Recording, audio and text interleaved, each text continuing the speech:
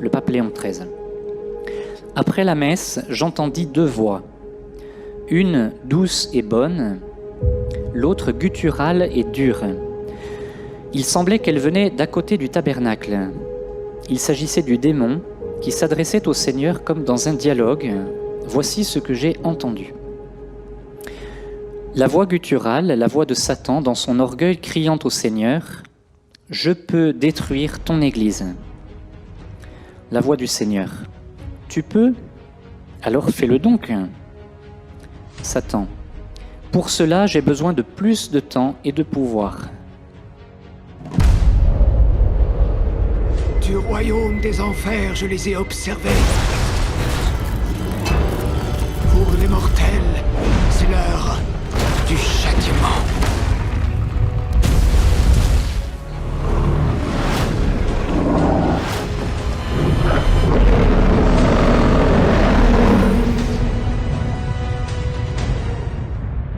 Notre Seigneur, combien de temps, combien de pouvoir ?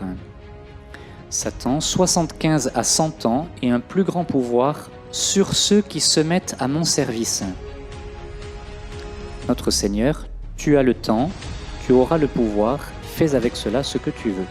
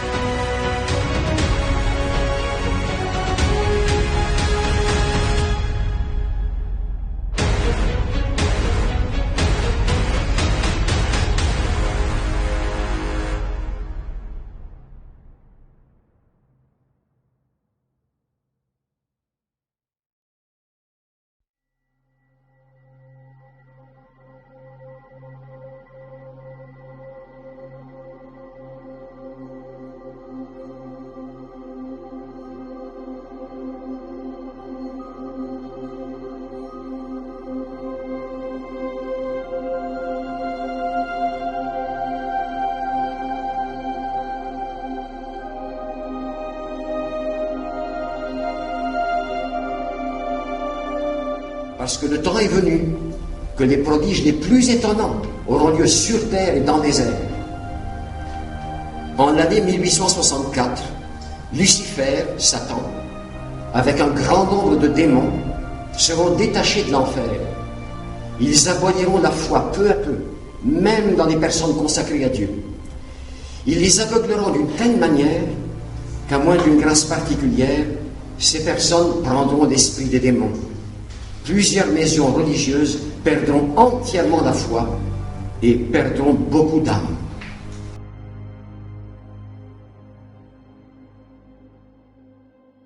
Il n'est pas possible que le pape, inspiré par le Saint-Esprit et soutenu par l'Esprit Saint, par les paroles de notre Seigneur Jésus-Christ, puisse faire une chose semblable. Ça, je suis d'accord avec vous. C'est pas possible, c'est incompatible.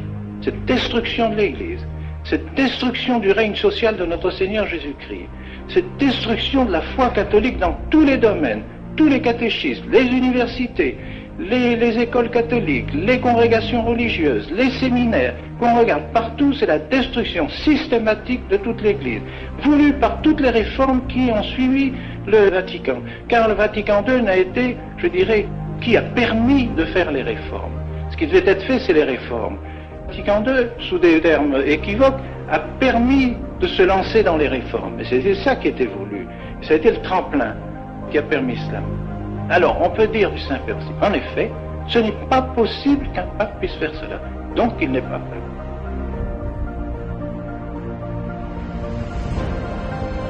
L'Église aura une crise affreuse. Les gouvernements civils auront tous le même but, qui sera d'abolir et de faire disparaître tout principe religieux pour faire place au matérialisme, à l'athéisme, au spiritisme et à toutes sortes de vices. Les mauvais livres abonderont sur la terre. et les esprits des ténèbres répandront partout un relâchement universel pour tous qui regardent le service de Dieu. Ils auront un très grand pouvoir sur la nature. Il y aura des églises pour servir les esprits démoniaques. Que ceux qui sont à la tête des communautés religieuses se tiennent en garde pour les personnes qu'ils doivent recevoir, parce que le démon usera de toute sa malice pour introduire dans les ordres religieux des personnes adonnées au péché.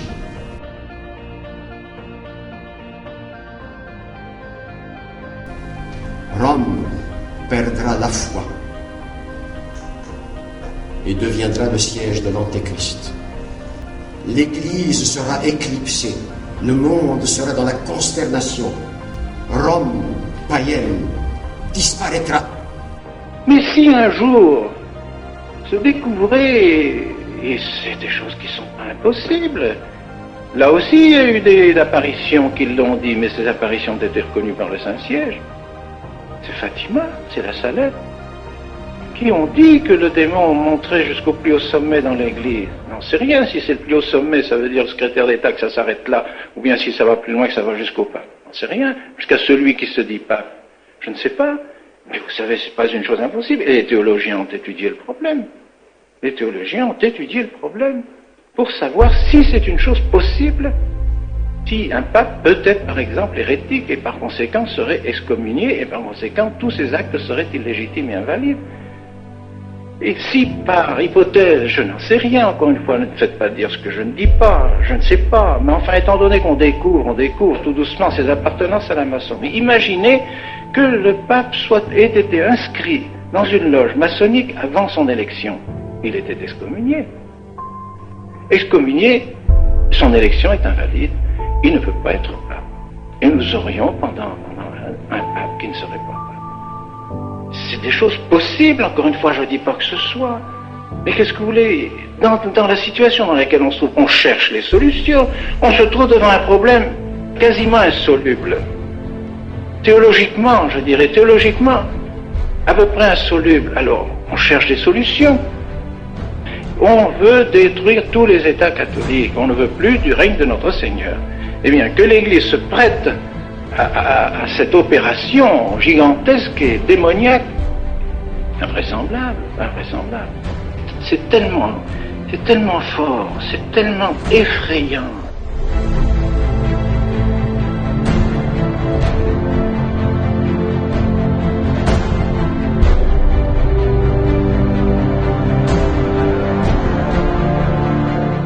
Quelques mots, n'est-ce pas? Oui, même si vous nous accordez un évêque, même si vous nous accordez une certaine autonomie par rapport aux évêques, même si vous nous accordez toute la liturgie de 1962, si vous nous accordez de continuer les séminaires et la fraternité comme nous le faisons maintenant, nous ne pourrons pas collaborer. C'est impossible. Impossible. Parce que nous travaillons dans des directions diamétralement opposées. Vous travaillez à la déchristianisation de la société, de la personne humaine et de l'Église, et nous travaillons à la christianisation. On ne peut pas s'entendre. Rome a perdu la foi, mes chers amis. Rome est dans l'apostasie. C'est pas des paroles, c'est pas des mots en l'air que je vous dis, c'est la vérité. Rome est dans l'apostasie. On ne peut plus avoir confiance dans ce monde-là. Il a quitté l'Église, il quitte l'Église. C'est sûr.